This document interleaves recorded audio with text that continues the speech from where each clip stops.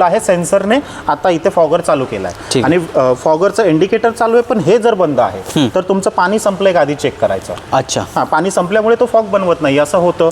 दुसरं तुम्ही इथे लावलेला पाण्याचं लिमिट किती पर्यंत घेतलं याच्यामध्ये एक 60 ते 70% पाणी ठेवायचं. जसं आता मी जेवढं दिसतंय तुम्हाला ते सर्वात बेस्ट. जास्त ठेवलं तर काय होणार आहे, तुमचं पाणी सांडेल वगैरे किंवा फॉगचा स्पीड पण नॅचरली कमी होतो, असं सुद्धा होऊ शकतं. ठीक आहे, ठीक. म्हणजे काय ते वरून 1 इंच, हा, वरतून 1-1.5 इंच सोडून द्यायचं आणि तर डेली भरत राहायचं आणि रिफिल करायचं. कमी झालं की टाकायचं. मग आता मी 1-2 तास मी चालू ठेवणार. चालू ठेवल्यानंतर अंडी ठेवायची. बरोबर. अंडी ठेवल्यानंतर काही करायची गरज नाही. बरोबर. कुठलंही बटन दाबायचं नाही, फक्त ते पाणी डेली एकदा रिफिल करायचं. आणि अंड्यांवर ही आता जशी मी मार्किंग केलेली आहे, ही मार्किंग याच्यासाठी करा की आपल्याला कळतं बाबा कसं रोटेशन होतंय, झालं नाही झालं, काही XYZ प्रॉब्लेम असेल तर तो समजून येतो, म्हणून मार्किंग करा. तुम्ही सुद्धा मार्किंग करा सर. तुमची जी मशीन आहे त्याला सुद्धा तुम्ही मार्किंग करा, आणि म्हणजे तुम्हाला 2 तासानंतर 3 तासानंतर जेव्हा मशीन उघडून एकदा चेक केली ना तर लक्षात येणार बाबा अंड फिरलंय नाही फिरलंय. असं मग त्याच्यामध्ये पाणी वाहताना करंट वगैरे काय लागत नाही, काही लागत काही त्याला काही असं म्हणजे बंद करायचं नाही, बंद करून पाणी गरजेचं नाहीये. तुम्हाला वाटत असेल शंका, तुम्ही 2 मिनिटासाठी बंद करा, पाणी रिफिल करा, पुन्हा चालू करा. बाकी चालूमध्ये टाकल्याने काही फरक पडत नाही. ठीक आहे. आणि हे आपलं जे आतमध्ये हे तो कुठं कनेक्शन दिले, हा, इथे बघा ॲडॅप्टर आहे.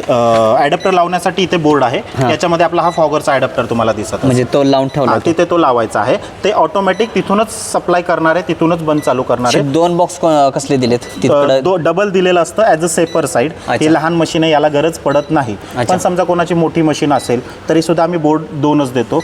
गरज पडला तर एखादा एक्स्ट्रा फॉगर लावायची जर वेळ कोणाला आली, जसं विदर्भात वगैरे अतिउष्ण असतं, त्यामुळे ह्युमिडिटी पटकन बनत नाही तिथे, म्हणून त्याच्यासाठी 2 सप्लाय देऊन ठेवले. जर कोणाला गरज वाटलीच तर 2 फॉगर लावू शकतात. आपल्या इथे गरज पडत नाही. जिथे अतिउष्ण आहे तशा ठिकाणी ते गरज पडू शकते. रोटिंग हे 2 तासांना होते, दर 2 तासाला 2 मिनिटासाठी ऑटोमॅटिक होणार. आणि अंड जेव्हा फिरणार तेव्हा ह्या अपमध्ये लाईट असते. अच्छा. आणि अपमध्ये लाईट आली म्हणजे आपलं रोटेशन झालं. जसं मी तुम्हाला मगाशी मॅन्युअली दाखवलं. आता हे मी चालू केलं, हे डाऊनमध्ये आलं. आता परत एकदा चालू केलं की अपमध्ये इंडिकेटर आला, आणि अपमध्ये इंडिकेटर आला म्हणजे आपलं रोटेशन. म्हणजे दाबून ठेवायचं का ते? नाही, मी तुम्हाला मॅन्युअली दाखवतोय. काय सांगितलंय तुम्हाला? काहीच करायचं नाहीये. अच्छा. एकही बटन दाबायचं नाही. हे तुम्हाला समजून घेण्यासाठी मी हे करून दाखवतोय की अपमध्ये लाईट आली म्हणजे आपलं अंड फिरतंय. आता अंड कसं फिरतंय बघा, इथे मार्किंग केलंय, हे अंड तुम्हाला फिरताना दिसत असेल. तर हे तुम्हाला फक्त आता मी दाखवतोय, पण तुम्हाला बटन तर कुठलंच दाबायचं नाही. एकही बटन दाबायचं नाही. सगळ्या प्रकारच्या सेटिंग, सगळ्या प्रकारची चेकिंग इथून होऊन गेलेली असते. म्हणजे तुम्हाला काहीही करायची गरज पडत नाही. हे सगळं ऑटोमॅटिक होणार आहे. ठीक आहे. ओके.